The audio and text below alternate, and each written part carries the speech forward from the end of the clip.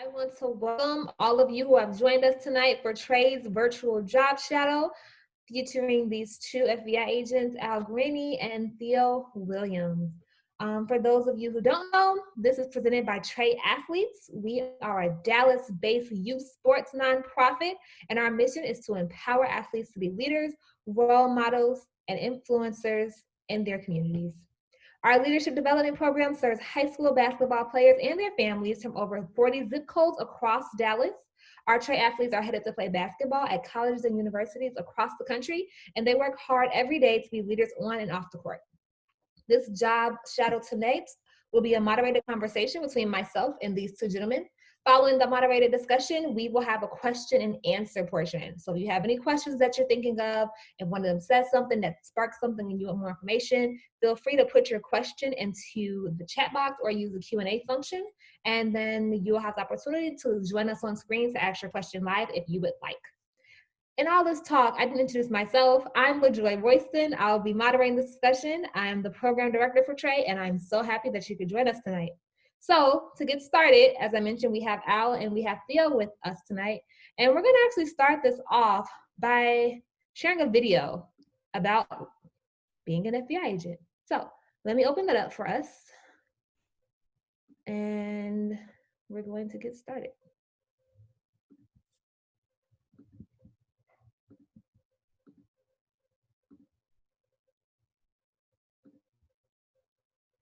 All right.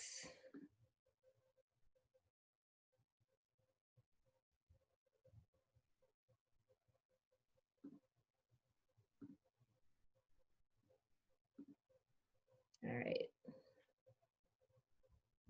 So here's the video, and I'm going to play this now for us to see. My colleagues and myself, we didn't join this outfit to get rich. FBI agent is a 24/7 job. When most people go home, they're on condition white. We're always at yellow. We're trying to put bad guys in jail and stop terrorist events from happening. What pushed me to apply was the mystique about it, that it's the elite law enforcement organization in the world. It just so happens that that perception is true.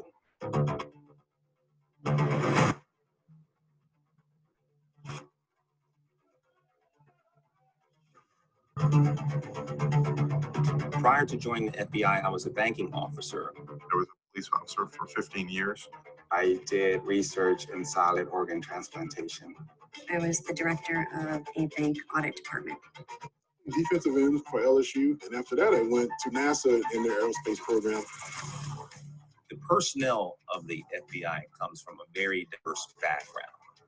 We have recruiting efforts that extend to educational degrees from mathematics to business, physical sciences. We probably have every degree that's known.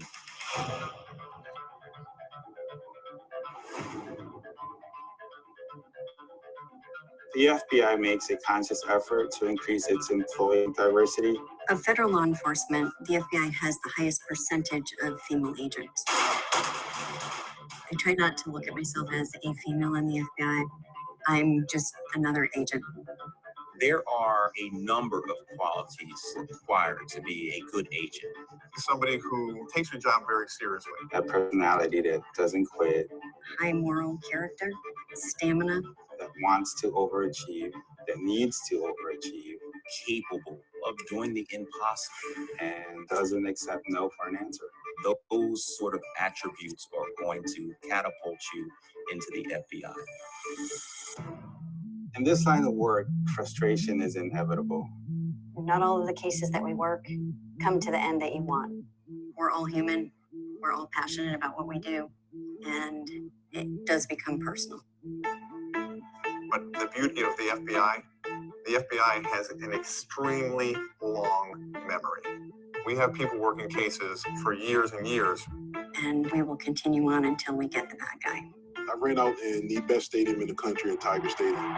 But when we actually go kicking the door, that feeling is second to none. when you have that opportunity to witness the appreciation on the victim's family's face when a case is brought to justice, it is very rewarding, and you do have that satisfaction. Walking down the halls of this FBI office, you are one of the cogs that drives this well-oiled machine. Yes, the FBI is an elite law enforcement organization, but it's one that you can contribute to. You can feel that you're part of something to help your fellow citizens.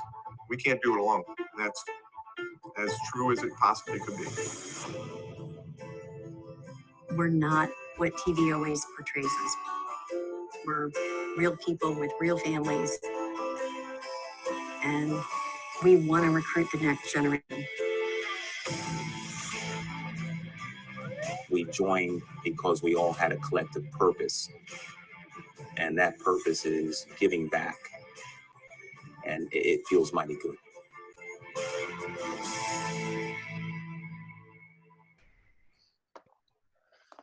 All right. That was awesome. I felt like I was watching like a trailer to like an action movie or something. And I'm like, oh, what is so like it was super cool. Turn off the music in the background. Super cool to watch that. And Theo, you were in that video. So it was super exciting. I think that was a great way for us to start and to learn about what you guys are doing, how you got to where you are. We're gonna get started because I have so many questions, and I'm sure our audience probably is gonna have some questions. Okay. Let's get started. We have Al, you are a supervisory special agent and you work in the Office of Partner Engagement. And Theo, you are working with human trafficking and crimes against children. So two different offices, but I'd like to hear from each of you about you. Where'd you come from? Give us a little like guideline of like how you got to where you are right now, because you didn't just wake up yesterday and become an FBI agent. Because from the video I saw, people often had other jobs and other things they were doing. And Theo, you were an athlete, and then you became an FBI agent. So Al, you can go first, and then Theo, we'd love to hear from you about how you guys got here. Just tell us about yourself, your background, all that. Sure, well, Joy. I know that most of the participants today are from Dallas, Texas. I was actually born in Dallas and grew up in Houston most of my childhood. My career, I also had a sports career before I joined the FBI. Mine was in baseball. I was a professional baseball umpire in the minor leagues for 7 years. And I went into baseball right out of high school, was able to get selected to work in professional baseball, and worked 7 years before I got injured in the spring training game. And it was a kind of a pivot point in my life because I was in my mid 20s, mid to late 20s, and I didn't have a college degree. My baseball career was probably, as an umpire, was probably coming to an end because of the injury, and I needed to figure out what I wanted to do with my life. So I went to Texas A&M University, got a degree in sports psychology, and the CIA was at a career fair from Texas A&M, so I spoke with them, ended up getting a job with CIA, worked with them for 5 years, including 3 years in the White House, being the CIA representative to the White House. And then decided from some mutual friends that were in the White House that were with the FBI that that was an opportunity that I was interested in exploring. So I joined the FBI about 16 years ago and haven't had a bad day since. My careers in government service have been exactly that, to protect and serve the American citizens, and I've enjoyed every day of it. The FBI is just a continuation of that career that I've had. Thank you for sharing. It's great that you guys both have that sports background. Theo, go ahead. Tell us about yourself. All right. So my name's Theo Williams. I'm from New Orleans, Louisiana. In the background, I play football for the defending national champs, LSU Fighting Tigers. So I played football there, and after playing ball, before I finished, I know everyone wants to know, did you go pro? I blew my shoulder out my senior year. So that kind of caused it. That was the end of that. I was a starter. I'm a 4-year letterman down in Baton Rouge. So I love football so much, I decided to get into coaching, and I started coaching. And I coached in high school and I coached in college for a few years. And then just having a need to serve, I'm doing my genealogy on like Ancestry right now, and I'm just finding out more about my family, and found out I had family that actually fought in the Civil War, and I knew I had family fought in World War I. So I've had family that have served in every conflict this country's had. So I felt like, you know what, let me go do my part. So I joined the Air Force, and I did what's called aerospace physiology in the Air Force. So I was a jock, just like most of y'all, just like everyone here, because this is triathletes, so you guys are considered jocks, right? That's what they call us. And I had used my body my whole life, and I said, you know what, I want to see if I can use this, you know. And so when the recruiter said, hey, listen, we have aerospace physiology, what do you think? I was like, I don't know what it is, but yeah, let's do it, you know. And I got into that career field, and you know, I wound up doing really good. And I think my athletic background, okay, so don't let people tell you, oh, you're a jock or a dumb jock. That is it's the furthest from the truth, guys, all right? We're athletics, we're athletes, we're very smart, and I wind up, even at the FBI Academy, having a very high ranking grade point average with the rest of my classmates who were attorneys and doctors and stuff like that. So I did aerospace physiology in the Air Force. When I got out, I went to a place called NASA down in Houston. I worked as an aerospace engineer, worked on spacesuits. I did that for 2 years, but I still was young and still felt like I had a lot more running and gunning to do. So I met somebody, he said, hey man, you should put in for the FBI. And I said, okay. And going on 11 years later, you know, here I am. My first office was El Paso. I started off working drugs and cartels and gangs in El Paso. Then I transferred to Houston, and where I started working human trafficking and juvenile prostitution and crimes against children. And that's where my passion lies, is fighting for people who can't fight for themselves, for the voiceless. So I go out, and my job when I was back in Houston, I worked juvenile sex trafficking. So that means if there was a pimp or someone who was involved in human trafficking, and they would force a minor into prostitution, that's when I would go and do what we do best. And here I am now. I'm a supervisor at FBI headquarters in the Crimes Against Children and Human Trafficking Unit. Okay, thank you. So you guys are like super cool because, you know, Al, you were a umpire in the major leagues, and then Theo, you played football, then you worked at NASA, and like, you know, you guys have both been doing a lot of stuff, and now you work for the FBI, which I think is a very cool job. I don't know anyone who works for FBI. I've heard about it, and I'm sure we've all seen in movies people who are FBI agents, like super secret, and we don't know much about it. So it's nice to have you guys here.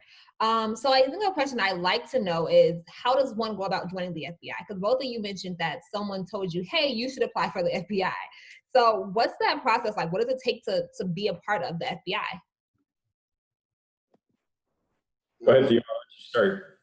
Okay, so the process, what I normally tell future applicants, because I go out and talk all the time, is, you know, a lot of people think, do I have to major in criminal justice? And, you know, I have a general studies degree, you know, so just major in something that you love and make great grades in it. All right, you want to be competitive. All right, you can't come in with a low grade point average and think you're going to get in. So go in, get your degree. You have to have your 4-year degree first and foremost. You cannot get in without that 4-year degree.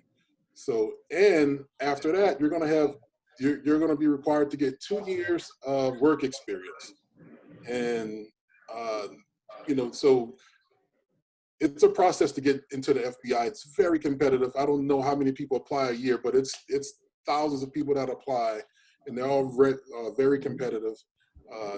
So yeah, I think maintaining your grades, not getting in trouble, don't go, getting in troubles and getting felonies on your record and stuff like that, because your application won't make it past, submit. So just, we'll talk more as we go, and I'm sure we're going to have more questions, but I want to let Al get in and say some things too. So. Yeah, I just, I think, Theo and I are both agents in the FBI, and there's very strict requirements for becoming an agent within the FBI. And this will probably be one of a couple of plugs that we'll push in here and now. But if you have any interest in joining the FBI, FBIjobs.gov, G-O-V as in Victor, is a great place to go. They will walk you through all other things that you can start doing now as a high school student to prepare yourself for joining the FBI. And it gives you all of the opportunities and the different types of job functions we have within the FBI. You know, the TV shows, the movies and all that talk about the FBI agent being kind of, you know, the only thing that happens in the Bureau, but we are supported by thousands and thousands of other employees. I think the FBI has almost 35 to 40,000 employees, and we only have 12 or 13,000 agents. We have intelligence analysts, we have professional staff. We've got, you know, if you're interested in science, we've got a whole lab down in Quantico that does all of the analysis of all the different types of evidence that we send down there, bullet trajectory. We've got evidence technicians, we've got anything and everything. So when Theo says, you know, just because, you know, you don't have a degree in criminal justice, that may actually be a positive for you because you may fit in well in some other component within the FBI. But as far as agents are concerned, any background it brings a unique perspective and a unique angle to what you do in the FBI, which is investigate all types of crimes. And so your unique background may be very important in helping to solve a case. So we accept any type of background, but you do have to have college in there. And we have internships as well, which that website will tell you all about. And you can start those internships once you get into college, I believe. But that's a great look into the FBI and kind of to see all the different resources and the different types of work that we do. But, you know, again, you know, let your conscience be your guide. You know, no drugs, no, you know, none of that stuff, no criminal activity. I mean, you guys are all athletes. You obviously have a higher goal in mind, and, you know, you need to stay away from the bad stuff because it does affect you and career opportunities down the road. So, you know, keep your head on your shoulders, keep on doing your job and your sport that you're in, but know that the skills that you were learning in the sport that you're in now will translate very well into a career in law enforcement and the FBI somewhere down the road if that's what you want to do.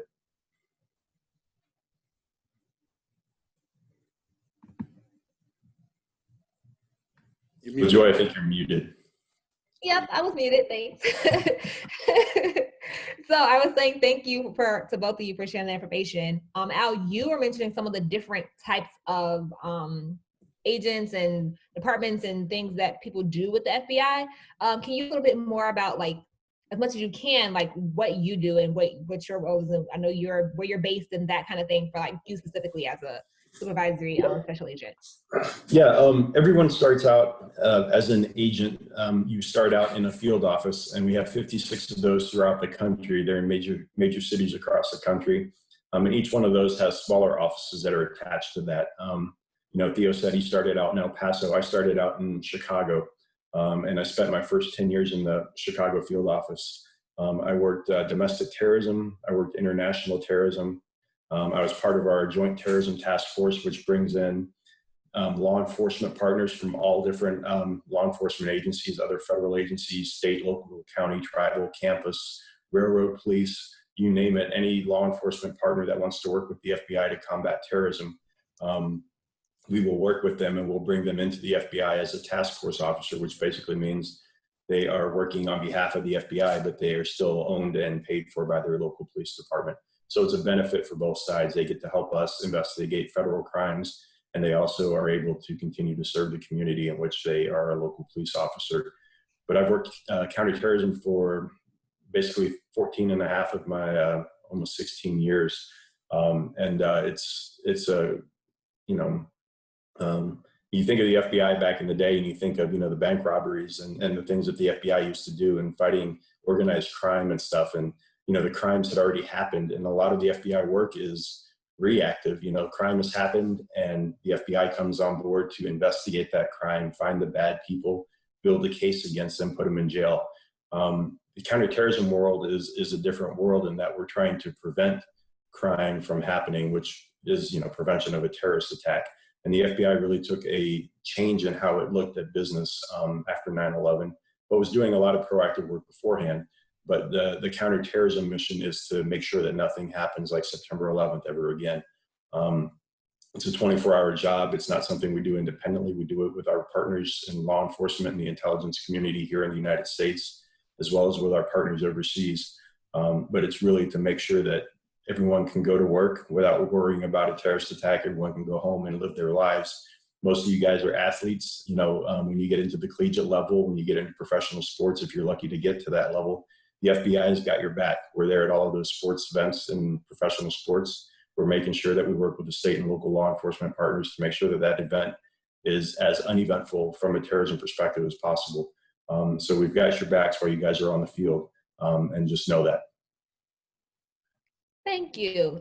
Thank you for keeping us safe behind the scenes, doing all this work that we don't know about. And it's good that we don't know about it, because that means things are operating as they're supposed to. Theo, what about you?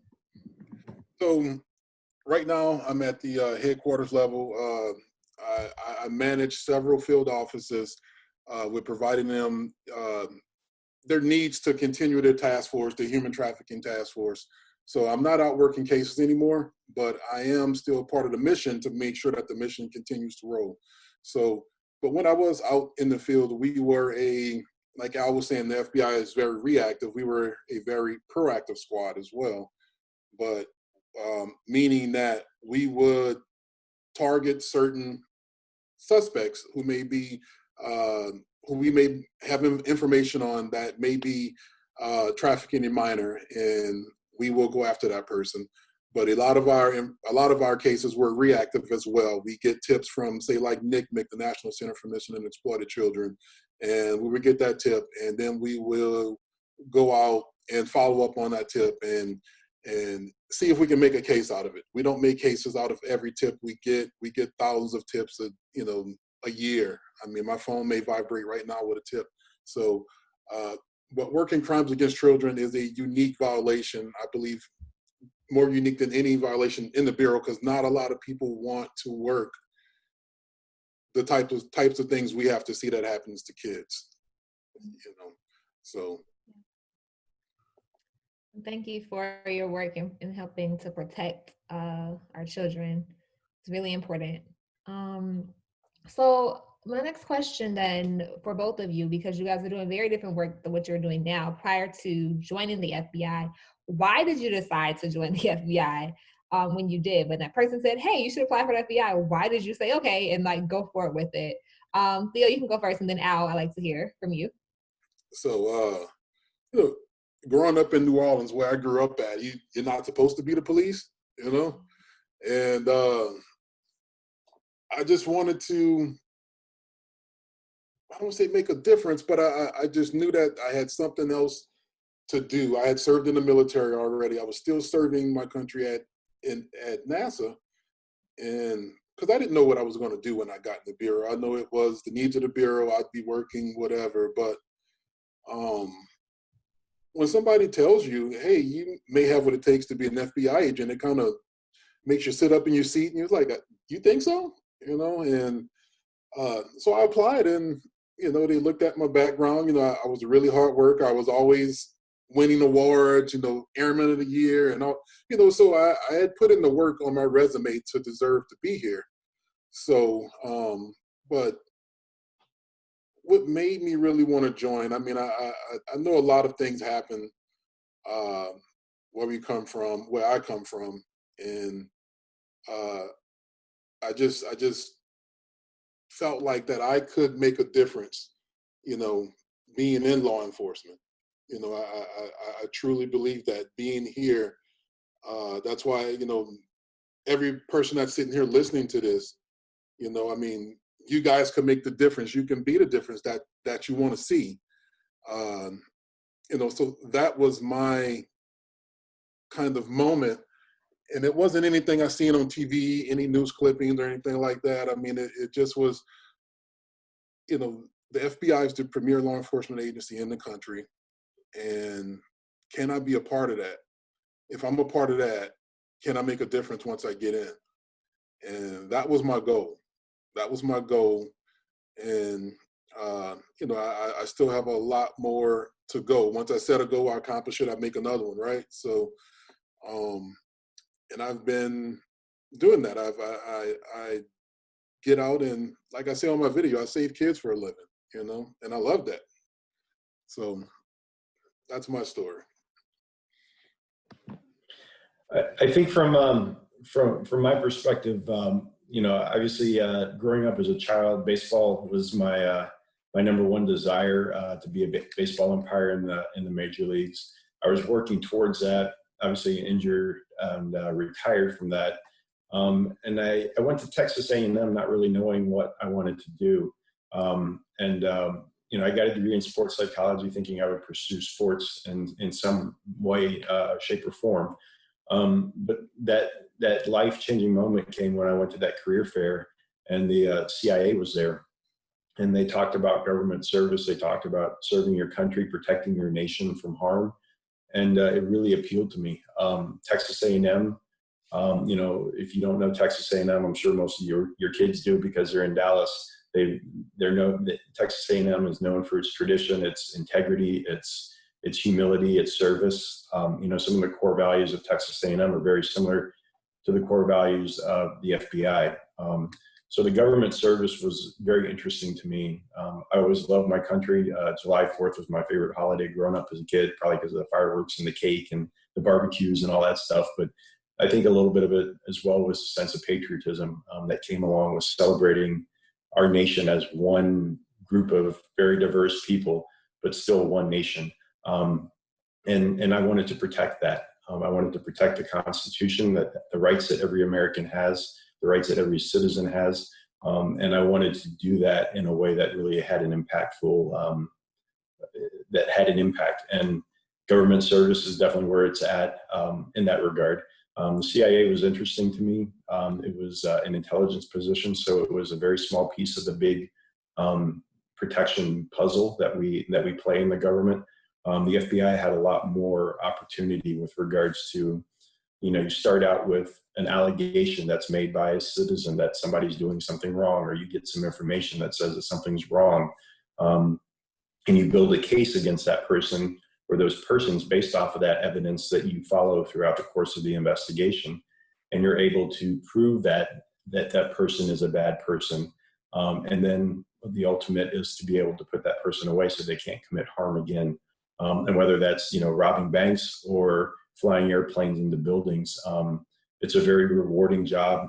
You get to have your hands in it from start to finish, and it's something like, I don't know, I never won a, you know, World Series championship or never won a, you know, one of the ultimate sports championships, but it's very rewarding. It's very satisfying to know that you've taken a bad person off the street. And then you got to go to the next one because there's a lot of people out there. But it's like nothing else that you can do in law enforcement. Like Theo said, it's the premier law enforcement agency, and I would argue in the world. And to have the honor to be a part of that for my career and to hopefully make a change in society for the better. You know, I don't think there's not a better job that I can think of. Thank you for that, both of you. You guys definitely do some interesting work. We just have like another video from Special Agent Theo. I'm gonna go ahead and share this. As a reminder to our audience, if you guys have any questions, make sure you submit those. We'll be taking audience questions in a few moments and having you join us on screen to ask those questions if you would like. I see we have some questions coming in, so great. Definitely keep those coming for our Q&A portion. So I'm gonna go ahead and share my screen for this next video.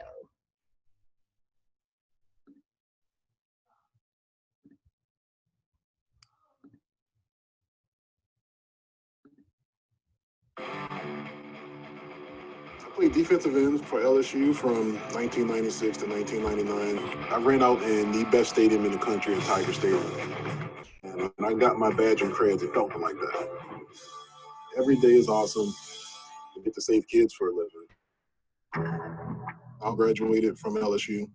And after that, I went to the United States Air Force. While in the military, I successfully completed just about every survival school you can go to: combat survival, water survival, Arctic survival. I went through Army Airborne School, and I got out and I went to work at NASA in their aerospace program, but I still had a lot more running and gunning in me. And I met someone that worked here at the FBI and told me that I should apply. 7 years later, here I am. We team up with HPD on a regular basis to come out here to combat human trafficking. This is about a 1.5 mile strip of land where girls are sold into sex slavery every day. When we lock up a pimp, it's very gratifying. To see him go away for 30, 40 years, that's very gratifying.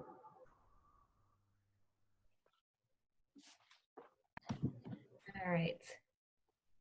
So I want to now, because like that video I showed just has some really cool images of like some of the different trainings that you have. And I know that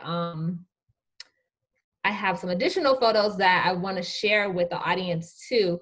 But before I do, I just have a question for you guys that either or both of you can ask. And what would you say is a big misconception that people have about being in the FBI? You want to go, Al? Sure. I think the misconception is that we're focused on. I think we have a wide scope of responsibility within the FBI, and I think that obviously the TV shows, the movies, all of those things that are out there have a very different perception of how the FBI functions. We're not able to solve crimes in an hour. These things take sometimes, as you heard in the video, years to pursue subjects and to build a case against them. So a misperception is obviously that that this is an easy job. It's a very complex job, and it's not something that an agent does on his or her own. Like I said earlier, we have a whole team of people that are behind the scenes, intelligence analysts, staff operations specialists that are doing the research. The agent gets a lot of the limelight or the media time, so to speak, when they're walking a bad person out of a house in handcuffs. But that act, or that ability to do that takes a village. And a lot of the people that are part of that village, are working days in and days out, hours, long days, long nights, weekdays, weekends, helping that agent put that case together. So I think the misperception, as is the case with all law enforcement, to be honest with you, no law enforcement effort is a 30-minute show. And none of it is as glamorous or as easy as they make it look. We have very complex laws that we have to abide by. On top of the laws, we have FBI policies. We have Department of Justice policies, which are more stringent, which ensure that the FBI agents and the team that they have building that case are doing it in accordance to the laws, and even with more stringent guidelines than the laws themselves allow. So we make every effort to do everything we can, but it takes a village. And I think that's one of the misperceptions that people have, is that this is an easy job and you can get it done in an hour, but it's definitely not that. Okay, thanks. Theo, you want to add anything to that? Yeah, I had something. One thing, you may see it on TV, is the FBI pulls up to the scene and we say, "Hey, this is ours now," right? I mean, that never happens. All right, so that's TV. We work on task force, and we all work together pretty good. I mean, you have some individuals from different agencies that may have disagreements, but for the most part, it's one collaborative effort where we're all just trying to put the bad guy in jail. Another thing is, not all of us are undercover. I mean, I don't. If we were, we wouldn't be on here with you guys if we were undercover. So you don't have to go and fill undercover roles if that's not what you want to do. But if you want to do it, it's available to you. So those are just some other, I think, misconceptions that people may assume happens, and along with the feds are going to take the case, and I mean, we're pretty good, but we don't solve every crime. We still have to be able to prove the preponderance of evidence. We have to bring it, and if it's not there, it's not there. So that's, sometimes you walk away, and you can't help that person that you really wanted to help. So we have those days too. But in between that, we have great opportunities to do great things for our community and our country. Nice, very nice. Thank you for that. All right, well, I think the next question I have for both of you is like, what is a day in the life like for an FBI special agent? So we know every day it's different, and thank you for this PowerPoint you put together that has some pictures depicting what it's like, kind of, a day in the life. So I'm gonna open this up and you can walk us through what we're seeing here. All right, so day in the life, narrate what we're seeing. You're seeing a lot of work that takes place behind a desk. Everything that we do has to be documented, not only to support our case for the FBI so that they know what we're doing, but we also have to be able to prove to an attorney, the U.S. Attorney's Office, that case warrants federal prosecution. And then we have to present that case in a sequential and in a very comprehensive manner to the members of the jury who ultimately make the decision whether that person that we've put before them is innocent or guilty. So a lot of our work is documentation, making sure the evidence matches up with the story, making sure that the evidence and the story are accurate, that we will portray to the jury so that they can make an informed decision based on, and because I mean, when you think about it, we're taking potentially someone's freedom away for the rest of their lives. And we want to make sure we do it with all of the evidence to support that person, beyond a shadow of a doubt, is the person that committed that crime or was about to do that bad thing, so that we don't mess up their lives, in the process. So that's just a lot of documentation, a lot of computer work, a lot of paperwork. Okay. What's this? This is a command post. This is actually in the National Counterterrorism Center. But this is a command post environment which we operate in all the time, whether it's in preparation for an arrest, a takedown of one subject or multiple subjects, whether it's monitoring world events to see, what's happening in the media and how that's going to affect what we do investigation-wise, or whether it's sharing information. No command post that the FBI ever stands up is exclusive to the FBI. Traditionally, it has all of our key partners in it from other federal, state, local, county, tribal, railroad police associations that have an equal stake in that investigation. So command posts are almost a routine thing for us to be able to staff. Okay. And Theo, I'll let you talk about this one since you've been on a lot of arrest sites. All right, so what you have here, you have the guys in their raid vests, and they've already secured enough evidence to go and do a search warrant or an arrest warrant. So in the day in my life, before I get to this point, I'm doing tons of interviews. I'm interviewing people. Yeah, Al's got his raid vest up. So a day in the life. So one other attribute you have to be an FBI special agent, you have to have people skills and be able to communicate and talk. All right, so a lot of interviews, okay? Building rapport with your subjects or even your victims, okay? So after you do your interview, you're gonna do your reports. We call them 302s. So you have to get back to the office and you have to type it up. That's the part I don't like. I like being out in the streets and running and gunning. After you get all your 302s and all that stuff together, you're gonna go and present it to the U.S. Attorney's Office and say, hey, this is what I have. Will you guys take charges on this? And they're going to take charges or they're going to decline it. And from that point, you may go get your search warrant or your arrest warrant. And that's where you're going to assemble your team, just like these guys are here. And you go give people 6 a.m. wake-up calls. So that's what we did all the time. In human trafficking and crimes against children, we run more search warrants than just about anybody, probably the gang and drug squad. I'm sure we do more than those guys because we do it on a weekly basis. So, or sometimes twice a week, we're going out doing search and arrest warrants.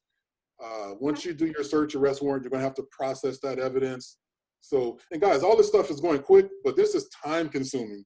You may get one phone. I guarantee you, all of you kids on here have a phone with thousands of photos on there, thousands of text messages. Guess who's got to go through every single message? Right here, us. We got to go through it and find that one needle in the haystack. Okay, we're looking for that one needle to make or break the case. Well, make the case. We're not breaking the case. We're looking for that one needle to make the case. So after these guys go arrest their guy that they're looking for to get their bad guy, he's going to go to what's called an initial appearance. All right, we're going to take him before the magistrate, and he's going to be read his charges. So the initial appearance is where he's going to be read, hey, you've been arrested. The government said you committed offense, U.S. Chapter 1815-91, that's the section for sex trafficking. And after that, he's going to get a detention hearing. That's where the government's going to have to prove that this guy's a flight risk or a danger to the community, and he needs to stay in custody pending trial. And for sex trafficking cases, we're 100%. Our guys don't get out. In crimes against children, they stay. And from that point, you're in trial phase. Okay, this guy's going to decide if he wants to go to trial and say the government doesn't have enough evidence to pin me down, or he's going to take a plea. And crimes against children, we have very hefty sentences. So the deal is going to be about a minimum of 10 to 15 years to life. So crimes against children, you heard a kid, the federal government's not playing around with that. So that was my life, day in and day out, repeating that cycle. We go out, and it's not like a day, all right? So a lot of crimes happen at night in the criminal side, okay? So a lot of times I might get a call right now, and I'm eating dinner, I tell my family, hey, say a prayer, say a kiss, and, daddy will see you in the morning. And, I go and we're out, So it's a 24/7 job, but it's very rewarding. So that's kind of a day. It's no days typical. Some days you're sitting there, you're just typing the whole time, so because the paperwork has to get done. So very day. I want to make sure we get through the rest of these. So let's just do like a quick 2 sentences of what the picture's showing, and then we're gonna move to our Q&A because we do have some questions from the audience that people want to ask you guys. Okay. What's this one? This is just everybody, so that basically that poster is of all of the subjects that we're looking for.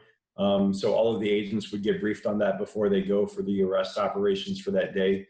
The FBI works at the federal level, so we like to take down a lot of bad guys at one time. So that's just a picture of all the subjects.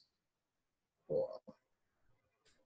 This is the officers going in again in preparation to arrest an individual.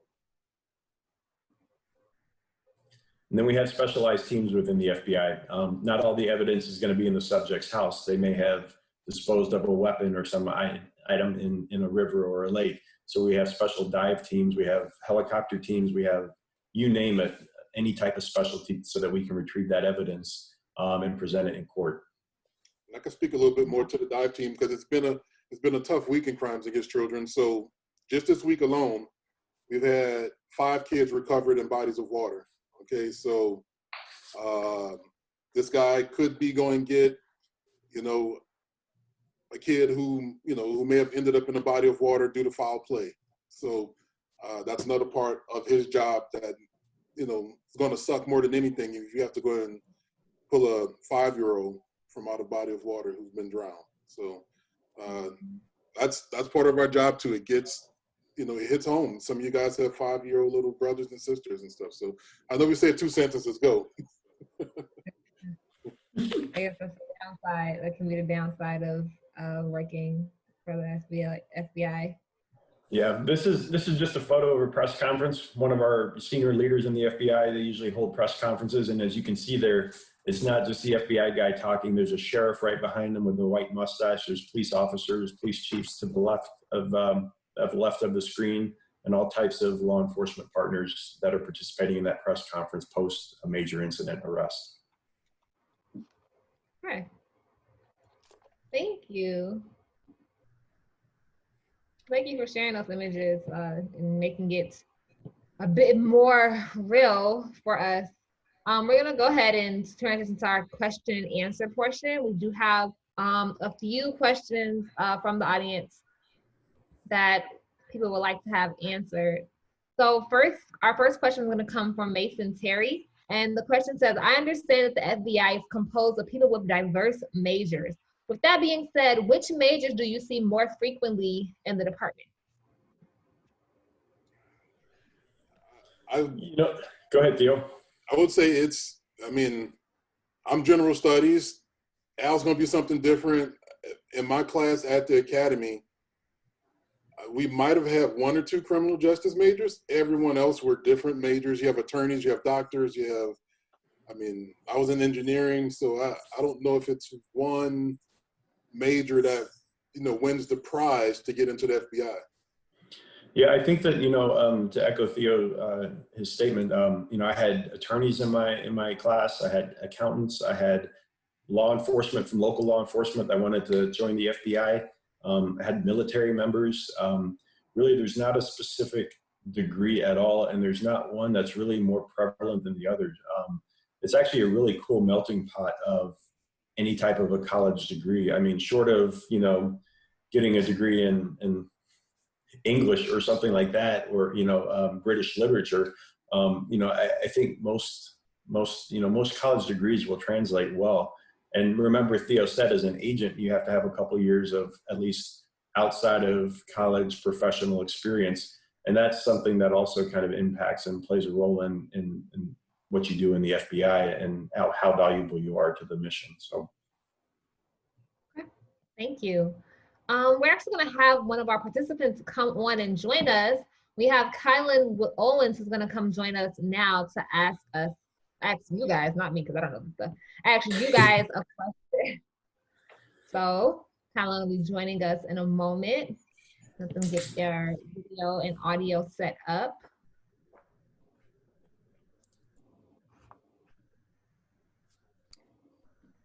What's up, Kylan? You're muted. There we go. Hi. Hi, how you doing? Hey, what's Good, up, how are Kylan? All right. Well, I'm going to be majoring in criminal justice, and what are some of the classes do you advise me to take that'll help me in the long run? Go ahead, Theo. So when you're talking about what classes to take and you're going to major in CJ, they have a curriculum already set out for you. So Right. Freshman year, you're going to take those freshmen, you're going to be in a class with like 300 students, depending on what school you go to, Right. And you're going to take maybe a couple of criminal justice classes, but they have a curriculum set out for you. Once you get there, they're going to say, look, this is all the classes you need to take to graduate in 4 years in criminal justice. So Okay. I don't think it's one, shot in the dark type class. You're going to graduate in criminal justice and then you're going to go get your 2 years of work experience and you're going to put in to be an FBI agent. Okay. Alan, the one thing I would say is that, you, as an FBI agent, you interact with people all the time. You're trying to understand a person as a victim, what they just went through so that you can find the bad person and put them in jail. You're trying to understand and get into the mind of the subject. What was his or her motivation? Why did they do this? What is going on in his or her life that caused them to react this way or to cause this violent action to take place? So I really think, coming into the FBI, I didn't think, what does the FBI want someone with a psychology background, especially if it's in sport? But, those social psychology classes, the basic psychology classes, I think are invaluable. How to read body language, how to read a person's reactions and know whether they're potentially telling you the truth or not. So, if you've got some what do they call them, elective classes or whatever, take some psychology classes. The more you can learn about the human mind and how people think and how they act, that's going to make you a better agent, I think, in the long run. I would say this to Al, you probably nod your head. Writing, okay? We write a lot, okay? You mentioned English degrees. My boss was an English major, so whenever we turn in a document, we say we have to turn our paper in to get graded, okay? Because he red marks it up and hands it back to us and say, fix it. So really get into your report writing. You're going to be a CJ major, so you're going to do reports. So really learn, how to write. That's so important for everybody listening, okay? Writing is a skill, okay? It's a skill and it's a talent. So and to get you indoors you never thought could open, just having a well-written resume, okay? Because you see them come in and you misspell a word on your FBI application, they got 100,000 other people that's trying to get the same job, So, yeah, I would say writing. Okay. Mm-hmm. All right. Thank you, guys. had another question as well. Did they answer your other question about the advice? Oh yeah. What advice would you give me, like coming into the career of being an FBI agent? I think you're playing basketball now, right? Is that what I Yes. understand? Everyone's a basketball player. You know, really take a step back from playing the sport itself as a player, but look at how the environment is preparing you for whatever your next career is. But especially in law enforcement, you know, you're 99% of the time you're never going to go into an incident alone. So teamwork is invaluable. You're learning teamwork with your 4 other players on the court and the guys that are sitting on the bench. Learning how to lead, being a good leader. You know, whether you're the team captain or whether you're a coach. You know, having that quality, being flexible and adaptable. I mean, there's so many things that you're learning now as an athlete that you don't even think translates into a career in the FBI, but it does. And so just take a step back from actually playing the sport and look at all of the aspects around you and the things that are being taught to you that you don't even realize are being taught to you now, because those are the things that are going to make you stand out and make you be different amongst those other 10,000, 100,000 people that are applying for the FBI at the same time you are. Okay, thank you. And I would just echo what Al's saying. Everyone's on here an athlete. In my interview session, I went back to being a team captain. They asked me give me an example of leadership. I skipped over NASA. I skipped over the military. I went all the way back to being a football team captain. That's how important you guys are athletes, right? You're part of my fraternity. You're an athlete, all right? You have that type A personality. You work hard. You never quit. And more than half the Bureau was athletes. I mean, you can talk to agents in here. A lot of people were athletes in college and in high school. So you guys will be joining good company. So that's the other thing. Take what you have right now, your leadership qualities and your followership, okay? You're not going to step in the door and be a leader when you first step in the Bureau. All right? You're going to be told, go do this trash cover.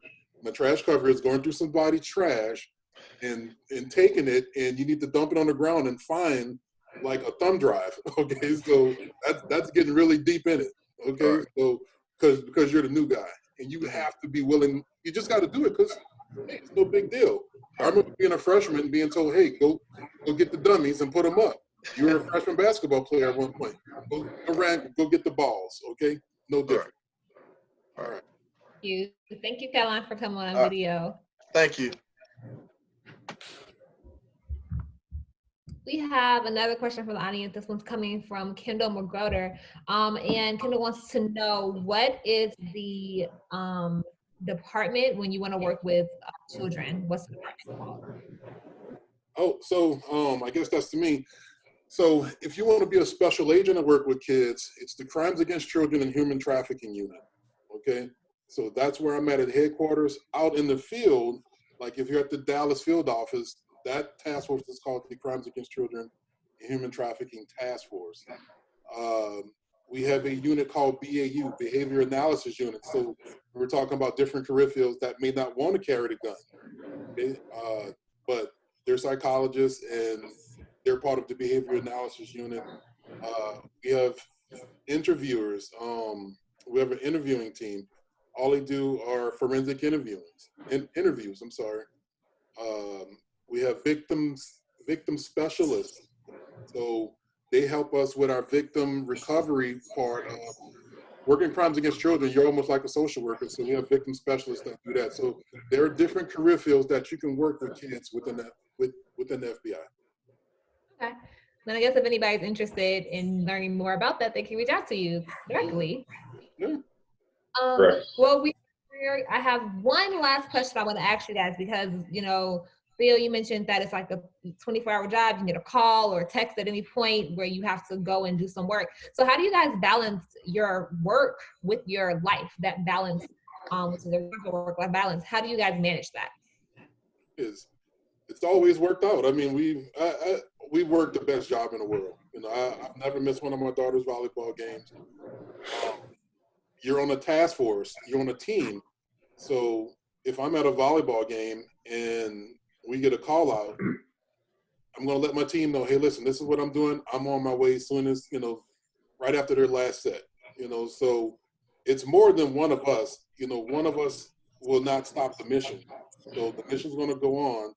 So we get leave. We have a lot of time to take vacation, and so the mission's going to go on. So that's how you have to look at it. Is if you can't be there, you got to trust your coworkers, your brothers and sisters in the arm, and trust that they're going to get the job done.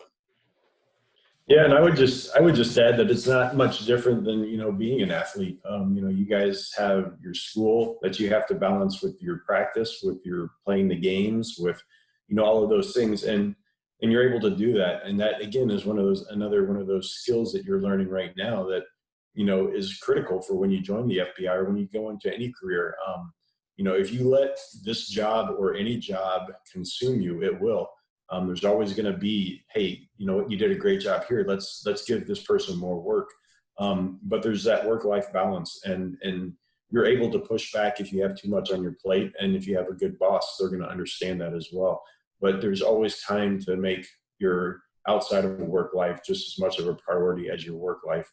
And the Bureau is no different. Like Theo said, you've got a team working with you on everything. So if you need to, bang out a little bit early so you can go take your dog to the vet or whatever, do it. But know also that there's going to be those days where you're going to have to work, 15, 18, 20 hours to get the job done. And the team expects that of you, and you're going to do it. It's just, part of life. But it's an easily doable thing to balance work life in any career, I would think, but especially in the FBI, which is kind of odd. You would think it would be. But I do want to give a real quick shout out to Kelly's son, Lucas. I talked to him a few weeks ago about the FBI, and I know they're only listening by phone, but I wanted to say hello to Lucas real quick before we end it tonight. But I think he's a couple generations away from being an FBI agent, but he's working towards that direction. So I just wanted to say hi to him. Nice. Well, we definitely want to thank you guys, and you have a special offer to anyone who would like to come and visit.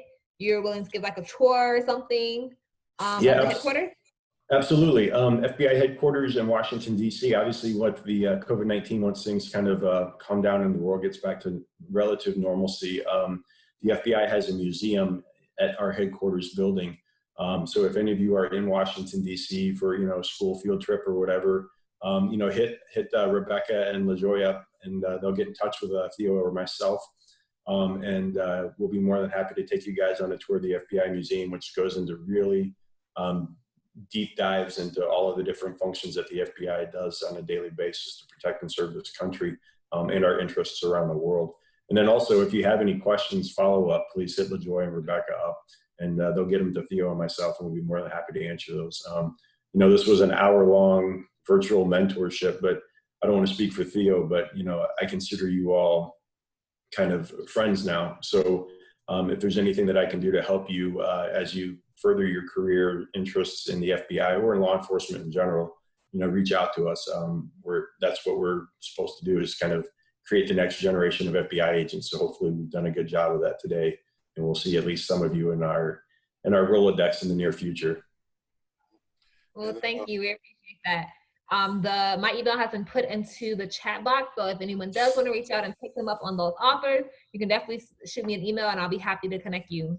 And so thank you so much, Al and Theo, for being on with us tonight and sharing a little bit about the work that you do. Thank you for keeping us safe, all the work that you guys do behind the scenes.